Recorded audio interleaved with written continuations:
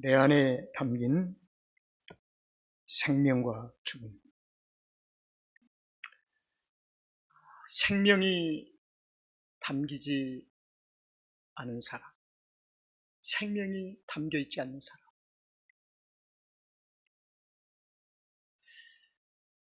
생명이 담겨 있지만 그 생명을 느끼지 못하고 사는 사람.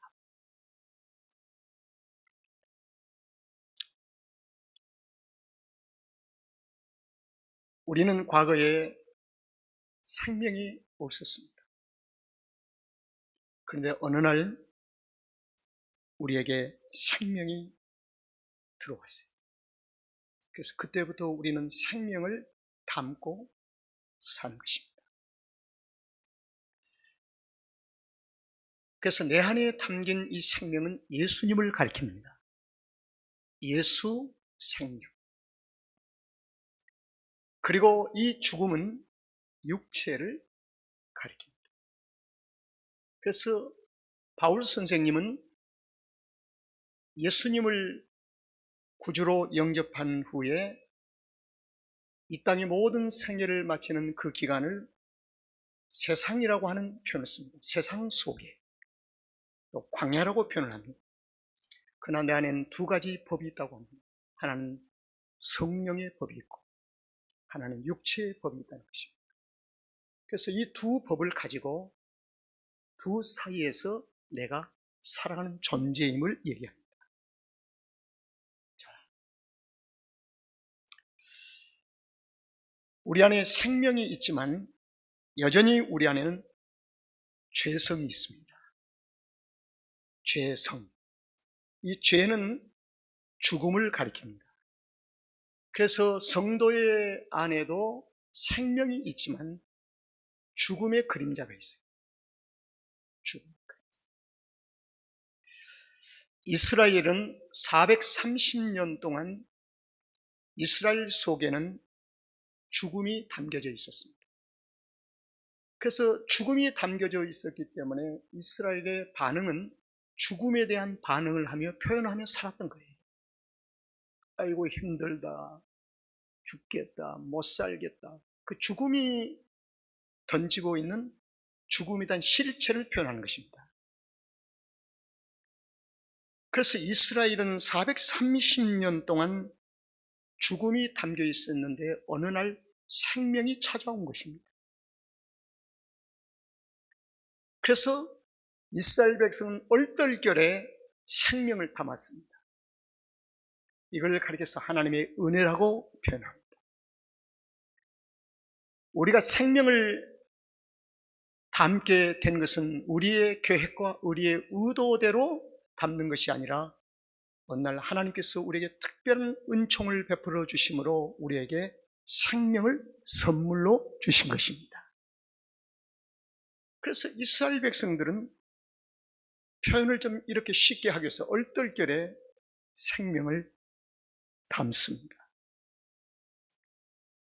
이제 이스라엘 속에 담겨진 이 생명은 하나님께서 생명을 담아주시고 그리고 하나님께서 자신을 여호와로 말씀하시면서 친히 일하신다. 하나님은 하늘에서 우리의 모든 예배를 받으십니다. 여호와는 이 땅에 하나님께서 여호와로 우리 가운데 오셔서 우리의 삶을 친히 인도하신다. 일하신다. 그래서 이스라엘 백성들에게 담겨진 이 생명은 이제는 생명의 길로 여호와께서 이끌어 가기를 시작합니다. 생명의 길로. 이것을 출애굽이라고 합니다. 출애굽은 단순히 이스라엘이 애굽을 떠나는 사건이 아닙니다. 그래서 금번에 제가 출애굽기를 공부하면서 이스라엘 역사 드라마틱하게 홍해를 건너고 광야를 지나고 이런 역사를 좀 여러분들에게 소개하는 시간이 아닙니다. 이 출애굽의 여정 속에 담겨진 하나님의 깊은 의도와 뜻을 찾아서 여러분과 지금 함께 나누고자 하는 것입니다. 하나님께서는 생명에 담긴 이스라엘 백성들을 여호와께서 친히 이끄시기 위해서 생명의 길로 이끌어 가기를 시작하십니다. 이것이 출애굽. 그러나 죽음이 가득한 그 애굽을 떠났습니다. 애굽에는 죽음이 꽉 차 있었어요. 무덤이었습니다. 실제로 애굽의 카이로를 가보면은 피라미드, 그 무덤이 어마어마하게 크지요. 그것이 애굽의 역사를 상징하고 있습니다. 애굽은 말 그대로 무덤입니다. 무덤 속에 있던 이스라엘. 무덤은 생명이 없는 곳입니다. 죽음이 있는 곳입니다. 그래서 죽음이 가득한 애굽을 이제 떠납니다. 그런데 이 죽음은 실체가 있어요. 어떤 실체가 있느냐? 생명을 담고 생명이 가는 길을 쉽게 허락지를 않습니다. 이 죽음은 얼마나 강팍한지요. 이 죽음은 생명의 길을 걷고자 하는 하나님의 거룩한 백성들의 삶을 쉽게 가도록 허락지를 않아요. 그래서 성경은 이 표현을 가리켜서 바로의 마음이 강팍했다는 표현을 쓰고 있습니다. 여러분, 저도 그렇고 우리들이 신앙생활에 종종 시험에 들고 이탈을 하게 되면 우리가 얼마나 강팍해진지 아세요? 상상할 수 없을 만큼 강팍해집니다. 어떻게 저분의 행동에서 저런 행동이 나올 수가 있는가? 어떻게 저분의 입술에서 그러한 얘기가 나올 수가 있겠는가 할 만큼 아주 새로운 면이 보여지기 시작합니다. 강팍함. 바로의 강팍함은 스스로 바로에 숨겨진 것을 하나님이 충동하신 것입니다. 그래서 성경은 여호와께서 바로를 강팍해 하심으로 출애굽한 이스라엘을 다시 쫓게 만드셨다. 하나님께서 하신 일이에요. 바로가 백성들을 출애굽을 시키고 난 후에 다시 쫓아가고 싶어 쫓아가는 것이 아니라 하나님께서 쫓아갈 수 있도록 바로의 마음을 강팍해 충동하심으로 바로를 이끌어 가셨다, 허용하셨다는 것이죠. 그 성도들에게 주어진 시련과 고난의 모든 삶의 생활은 하나님의 허용이 없이는 우리의 삶에 가까이 다가올 수가 없습니다. 내게 가까이 다가오고 느낄 수 있도록 다가오는 것은 하나님의 허락하심이 있습니다. 그래서 시련과 고난 속에서 우리는 하나님의 뜻이 무엇인가를 찾는 것이 우선이 되어야 한다는 거예요. 시련과 고난이 나의 삶에 미치는 영향 속에 허우적거릴 것이 아니라 그 가운데서 하나님의 뜻이 무엇인가, 그러기 위해서는 기도하는 것이지요. 성령의 도움을 받는 것입니다. 성령께서만이 알게 하신다는 거예요. 하나님의 속사정을 성령님만이 알게 하십니다. 성령이 아니고서는 하나님의 깊은 마음을 결코 헤아릴 수가 없는 것입니다. 그래서 성령의 감동함이 없이 우리의 인간적인 지식과 인간적인 경험에 의해서 아무리 아름다운 멋진 결정을 한다 할지라도 그것이 하나님의 속마음 속에 감춰진 뜻이 아닐 수도 있다는 사실입니다. 반드시 일치하지 않는다는 사실이에요. 그래서 바로의 마음을 강팍해 합니다. 생명의 길로 출발한 이스라엘은 생명의 길인 길을 묵묵히 여호와의 인도하신 대로 순종하는 부르심을 받게 되는 것입니다. 이때부터 하나님의 의도는 하나님의 이스라엘 백성들을 순종에 길들이는 훈련을 하기 시작합니다. 생명의 길을 가는데 순종할 수밖에 없기 때문에. 인도하시는 하나님의 뜻 무엇일까? 이스라엘 속에 생명을 가득 채워 생명의 최종의 목적지인 그곳을 향해서 갈 수 있도록, 생명의 최종적인 목적지가 어디일까 하는 문제입니다. 자, 이 질문을 던지면 여러분들이 답하기에 곤란하시면 제가 다시 이 질문을 던집니다. 출애굽한 이스라엘 백성들의 최종적인 목적지는 어디일까요? 어디일까요? 적과 꿀이 흐르는 뭐요? 가나안이죠. 하나님이 우리 가운데서 하나님의 뜻은 무엇인가? 우리 가운데 생명을 가득 채워 생명이 길 속에 걸어가는 중에 최종적인 목적지까지 우리를 인도하시기 위한 하나님의 깊은 뜻이 있다는 것입니다.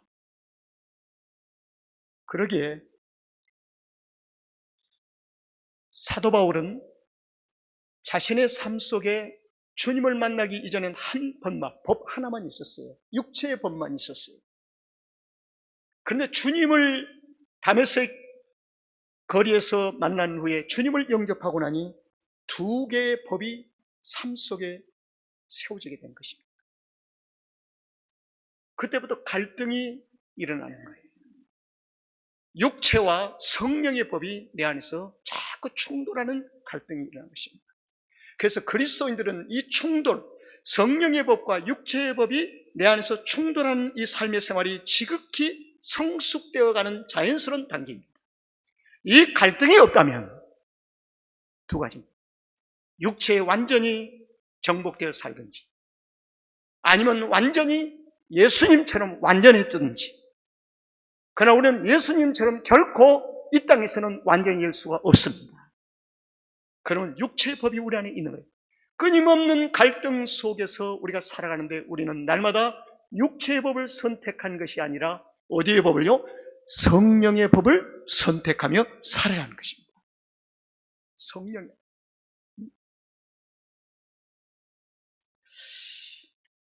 약속의 땅인 적과 구린 땅을 가기 위해서는 이들은 반드시 생명의 길을 걸어가야 합니다. 생명의 길을 걸을 때만이 적과 구린 땅이 있어요.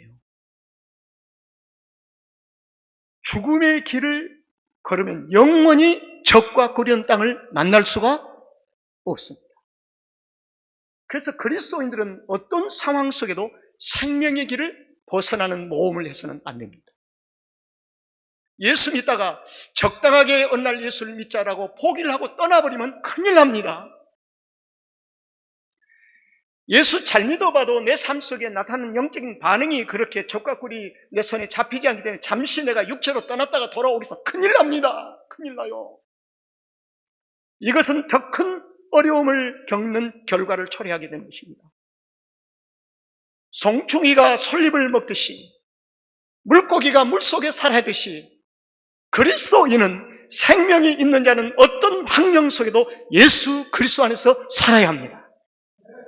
그 길만이 유일한 살 수 있는 길이에요. 그러나 하나님이 어찌하여 나를 택하셔서 내가 하나님 거룩한 백성이 되게 하십니까? 차라리 육체대로 살게 두시지 원망할 수 있습니까? 이 원망이 오늘 출애굽한 이스라엘 백성들이 광야 출발 지점에서 이 원망을 하고 있다는 것입니다. 인간은 끊임없이 육체의 법이 이렇게 강하게 우리의 삶을 충동할 때가 있습니다. 그래서 바울은 결론냅니다. 나는 육체를 신뢰하지 않는다. 이 육체 신뢰 큰일 납니다. 바울이 하는 얘기. 그래서 나는 이 육체를 대변으로 생각합니다. 버려버리는 걸 생각합니다. 육체를 결코 신뢰할 수 없습니다. 여러분, 그리스도인들의 삶의 생활은 중요한 선택이고 그 유일한 한 길뿐이 없습니다. 생명의 길을 걸어야 합니다. 생명의 길은 나 홀로 걸 수 있는 것이 아니라 성령님께서 나와 함께 동행해 주셔야 합니다. 나의 연약함을 그분이 도와주셔야만이 생명의 길을 걸을 수가 있습니다. 그렇습니다. 자, 그러면 오늘 출애굽한 이스라엘 백성들 가운데 생명이 있고 육체가 있는데 이들이 얼마나 어리석은 자인가를 오늘 본문을 통해서 한번 찾아보려고 해요. 자, 10절 말씀을 한번 읽어주시길. 바로가 가까울 때에 이 10절을 잘 보시면서 제가 8절을 한번 읽어드리겠습니다. 들어보세요. 여호와께서 애굽 왕 바로의 마음을 강팍해 하셨으므로 바로가 이스라엘 자손의 뒤를 따르니, 바로가 이스라엘을 뒤따라 추적하는 것은 하나님께서 하신 의도였습니다. 성경에 나와 있어요. 하나님의 의도였어요. 내게 종종 시련이 나를 따라오고 고난이 나를 따라올 때 그 시련과 고난이 나를 따라오게 하는 의도는 무엇일까? 하나님의 의도는 무엇일까? 이번에 캄보디아에서 우리 댄 목사님이 아침 식사를 하려고 모였는데 좀 늦게 나오시더니 막 달기똥 같은 눈물을 막 흘리면서 눈이 푹 오는 거예요. 그래서 그 얘기를 듣고 난 후에, 사모님의 얘기를 듣고 난 후에 무슨 얘기로 위로할 말이 없어요. 그런 중에 제가 이런 얘기를 했습니다. 하나님의 마음이 어떨까? 하나님의 뜻이 어디 있을까? 댄 목사 이르기는, 나는 피부암 수술도 하고 머리 수술도 하고 지난 3년 동안 정신을 잃어버렸다가 다시 깨어나기도 하고 아들이 또 죽기도 하고, 큰 아들이 죽었어요. 그래서 그 아들 병원에 있을 때 제가 가봤잖아요. 그 가정에 많은 시련이 막 옵니다. 그 믿음 좋은 댄 목사도 자신을 갖다 얘기하는 거예요. 왜 그럴까? 그분이 신앙생활을 잘못해서인가요? 하나님이 심판하고 계신다고 생각하십니까? 성도에게는 심판이라는 이 단어가 적용되지를 않습니다. 징계라는 단어는 적용될 수 있으나 심판이라는 단어는 결코 성도에게 적용시키지 않겠다고 이미 십자가의 보혈을 통해서 우리에게 말씀하셨습니다. 징계예요, 징계. 징계는 무엇일까요? 그 다음에 모든 사건을 다시 회복시키기 위한 하나님의 의도함이 깔려 있다는 것입니다. 하나님의 사랑을 우리가 그 가운데서, 징계 가운데서 찾아볼 수 있는 것입니다. 심판은 하나님의 공의로운 적용입니다. 그렇죠? 하나님의 깊은 뜻이 있어요. 왜 바로의 마음을 강팍해 하시고 이 바로가 이스라엘을 죽여가게끔 하고 그대로 뒀으면 얼마나 좋았을까? 그는 말굽소리를 들리게도 하시고 백성들의 시야에 말굽소리가 들려지고 그 애굽의 군대가 보이지게 하는 하나님의 깊은 의도는 뭐였을까?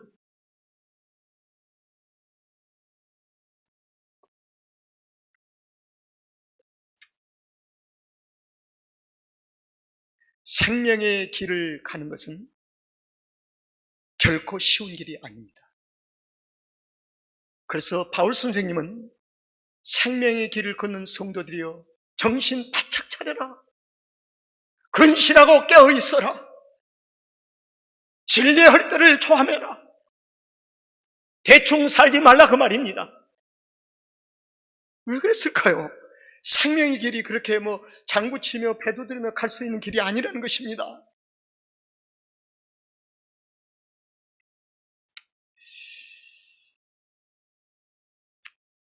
10절 바로가 가까울 때에 이스라엘 자손이 눈을 들어 본즉 애굽 사람들이 자기 뒤에 미친지라. 이스라엘 자손이 심히 두려워하여 여호와께 부르짖고, 두려움, 죽음이 가져오는 선물입니다. 죽음이 가져오는 선물이에요. 지금 이스라엘 백성들이 뒤를 돌아보는 순간에 생명이 활동한 것이 아니라 이스라엘 백성들에만 죽음이 활동합니다. 그 두려움이 온 거예요. 여러분, 그 다음에 11절에 그들이 또 모세에게 이르되 애굽에 매장지가 없으므로 당신이 우리를 이끌어내어 이 광야에서 죽게 하느냐? 어찌하여 당신이 우리를 애굽에서 이끌어내어 이같이 우리에게 하느냐? 그 다음 한번 12절 보겠습니다. 12절. 우리가 애굽에서 당신에게 고한 말이 이것이 아니뇨? 이르기를 우리를 버려두라. 우리가 애굽 사람을 섬길 것이라. 차라리 내가 종이 좋다. 애굽의 노예가 평생 좋다. 그러니 애굽의 사람을 섬기시 광야에서 죽는 것보다 낫겠노라. 이 요절 속에 중요한 게 하나 있습니다. 자, 여러분에게 묻습니다. 이 광야는 그 안에 생명의 길이 있을까요, 없을까요? 광야. 이스라엘 백성들 가운데에 광야를 40년 동안의 생명의 길이 있어요, 없어요? 있어요. 광야 가운데 생명의 길이 있지요. 광야를 거쳐 가야 어디를 가는 거예요? 가나안. 지금 우리가 살고 있는 길이 광야예요. 광야 속에 우리는 생명의 길을 찾은 거예요. 이들이 하는 말이 차라리 애굽에서 죽는 것이 더 낫지, 노예 생활하는 게 낫지, 광야에서 죽는 것보다 낫지 않느냐. 이 말은 광야에서 생명이 활동하지 않았다는 것입니다. 그래 광야에서 그들은 무엇만 본 거예요? 죽음만 본 거예요. 못 살겠다, 죽는 거다. 그래서 성도들요, 광야라는 세상 속에 살면서 죽음의 언어 사용하지 마세요. 죽음의 언어 사용하는 거 빨리 정리해야 돼요. 죽음의 언어를 사용하면 그 언어대로 죽어요. 그래서 이 광야에서 생명의 길을 찾지를 못하고 죽음만을 바라봤던 이스라엘 백성들은 광야에서 다 어때요? 죽었어요. 죽었어요. 애굽의 죽음을 안고 나온 이자들 그대로 죽었어요. 광야에서 다 죽었어요. 저는 이 말씀을 비행기 안에서 열심히 성경을 또 읽고 묵상하면서 내게는 죽음의 언어가 얼마나 있는지, 생명의 언어와 죽음의 언어에서 내가 어떻게 살는지. 광야에는 생명의 길이 많습니다. 첫째, 구름기둥, 불기둥. 거대한 홍해가 동풍이 불면 나눠짐으로 홍해를 뭘로요? 육지같이 건너는 생명의 길. 만나와 메추라기를 통한 생명의 길. 생명은 사는 길이거든요. 다 광야에서 있었던 일입니다. 마른 반석에서 어떻게 해요? 물이 났습니다. 광야 속에서 얼마든지 우리는 그리스도 안에서 생명의 길을 찾을 수가 있습니다. 이 말은 다른 말로 표현하면 광야 사는 동안 하나님의 은혜를 날마다 보고 은혜를 깨닫고 살라는 것입니다. 은혜 아닌 것이 하나도 없습니다. 오늘도 호흡하며 사는 것도 하나님의 은혜인 줄로 믿습니다. 모든 것이 하나님의 은혜예요. 애굽 사람을 섬기는 것이 광야에서 죽는 것보다 낫겠노라. 이스라엘 백성들 가운데는 생명과 죽음이 활동하고 있는 겁니다. 죽음. 그래 광야 온통 보니까 죽음밖에 안 보여요. 미래가 불확실한 거예요.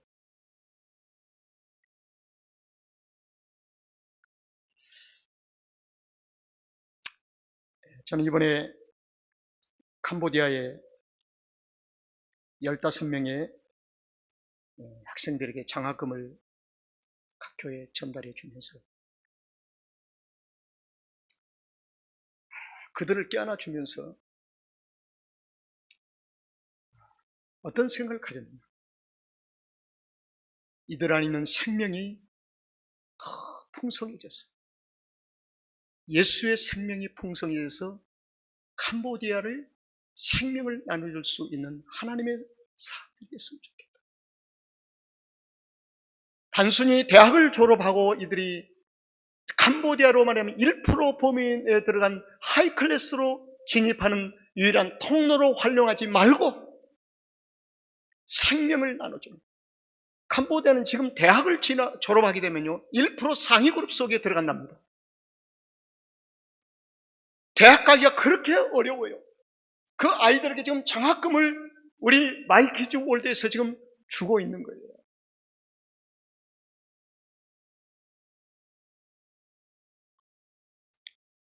생명을 담고 생명을 사는 자는, 생명을 선택하는 자는 생명의 열매를 맺게 됩니다. 죽음의 삶을 선택한 자, 죽음을 선택한 자는 죽음의 열매를 맺게 돼 있어요. 그래서 어느 자체가 아이고 근데 못한대요. 뭐 그렇습니까? 말끝마다 모든 것이 다 죽음의 언어를 사용해요. 그러니 죽음의 언어 사용하다 보니까 광야의 40년에 그들은 죽으면 40년 죽어요 다. 요즘 한국에서요 목사님들과 만나보니까 우리 교회도 앞으로 숫자 이런 거 세지 마세요. 아주 그게 아주 성도들은 숫자가 아니에요. 생명이지. 한국에 그 운동이 지금 일어나고 있습니다. 좋은 운동이에요. 좋은 운동. 머리숱 세고 뭐 세고 그게 못하겠다는 거예요. 한 생명이 천하보다 귀하고 생명이 탄생되어진 것으로 족해야 되지 않겠습니까? 그리야 할 때 생명이 소중해지면 날마다 생명이 더하는 역사가 있을 줄로 믿습니다. 생명이 풍성해져야 한다는 거예요. 그래서 한국교회 주보에 숫자 세는 교회까지 다 없어졌어요. 전사님들 뒤에서 숫자 그런 세지 마시죠. 왜 교인들 머릿수를 갖다 헤아리고 있습니까? 뭐 하려고요? 어디다 쓰려고요? 자기가 위로받으려고요? 통계받으려고요? 아무 의미가 없어요. 생명을 사랑해야 합니다. 한 생명의 소중함이 있는 거예요. 여기는 천하보다 귀한 생명들이 지금 앉아 있는 것입니다. 너무 귀하잖아요. 제가 이번에 이제 11월이 되면 한 교회가 저희 교회하고 함께 오게 되어 있습니다. 제가 그 목사님에게 교인이 몇 명이냐고 물어보질 않았습니다. 물어보고 싶은 유혹이 여기까지 오는데도 물어보질 않았어요. 왜냐면 나부터 좀 실천을 해야 되겠다 생각이 들었어요. 자기들끼리 얘기를 하다 보니까 그 얘기가 나왔어요. 근데 오늘 우리 교인들 앞에도 이렇게 내가 숫자 얘기한 거 하고 나니까 또 후회가 됐어요. 이게 오염이 돼서 그래요. 오염이 돼서요. 여러분, 우리는 생명을 담고 사는 성도된 줄로 믿습니다. 생명. 말씀을 이렇게 한번 마쳐보겠습니다. 성도는 생명이 약동하도록 해야 합니다. 생명이 내 안에서 활동하도록 해야 할 줄로 믿습니다. 그러면 생명이 내 안에서 활동을 하려면 생명을 생각하고 생명을 말하고 삶의 목적이 분명해야 돼요. 그 목적이 무엇인가? 13절을 우리에게 밝혀주고 있습니다. 13절 보겠습니다. 유일하게 13절 시작. 모세가 이르되 너희는 두려워 말고 가만히 서서 여호와께서 오늘날 너희를 위하여 행하시는 무엇을 보라고요? 구원을 보라. 무엇을 보라고요? 구원을 보라. 구원이 뭘까요? 생명이잖아요. 생명을 보라는 것입니다. 우리 좋은말교회 목사는 생명을 바라보고 성도들도 생명만을 바라보아야 합니다. 이것이 우리 안에 생명이 담긴 성도들의 삶입니다. 그래서 한 영혼 한 영혼을 소중히 여기는 우리들이 됩시다. 자, 14절 마지막. 자, 다 같이 시작. 여호와께서 너희를 위하여 싸우시니 너희는 가만히, 이 요절 속에는 두 가지가 있습니다. 우리를 생명의 길로 인도하시고 우리 앞에서 인도하실 분은 누구라고요? 여호와시다. 우리 스스로 생명의 길을 걸어갈 수 있는 자가 아닙니다.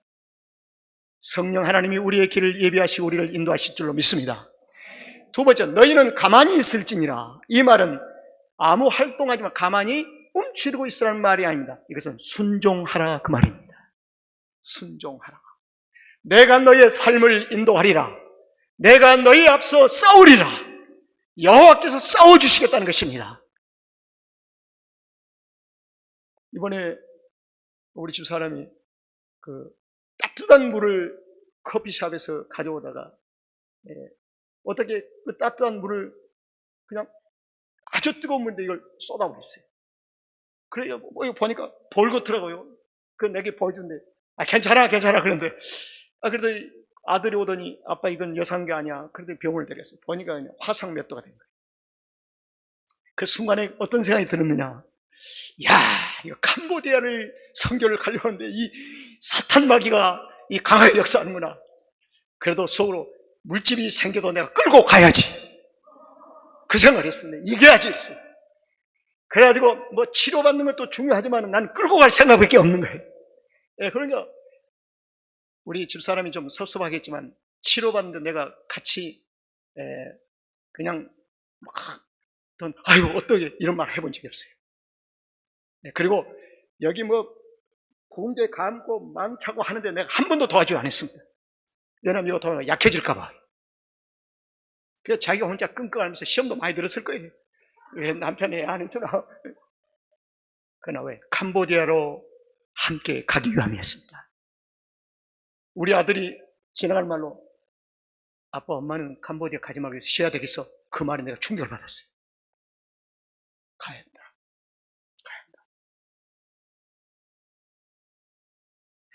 여러분, 주님이 우리를 위해서 싸워주십니다. 그리고 이기게 하십니다. 그리고 우리 순종하면 되는 것입니다. 내 안에 생명이 담겨있고 아직도 죽음이라는 그림자가 있어요. 여기에 나의 삶을 맡기지 말고 생명의 삶을 맡기시길 주의 이름으로 축원합니다.